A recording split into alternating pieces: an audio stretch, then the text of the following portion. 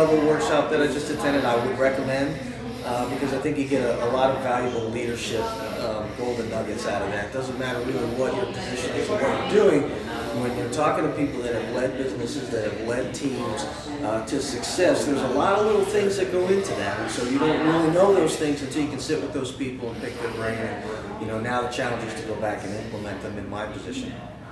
Do you feel like that the training was beneficial for you to be able to advance in your career?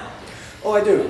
Because again, when you're talking to people that have done this at many different platforms, you're going to get a whole recipe of things that they've done that work. So, and that was my thing. You can get stuck in your own little box very easily. So to be able to talk to people that have done things in a broad spectrum, that helps. What was your biggest takeaway for the week? I think my biggest takeaway from my week is, I have to remember that I've got to set my goals and I've got to make my team set the goals, and we have to look at these things every day. It can't be something that you just kind of write down on a piece of paper and say, okay, well, we'll look at it after a while and see how far we are. We have to set the goals, we have to set the plan, but we've got to walk that path every day. So we have to pay attention to those things every day. And would you recommend this training to anybody in the restoration industry?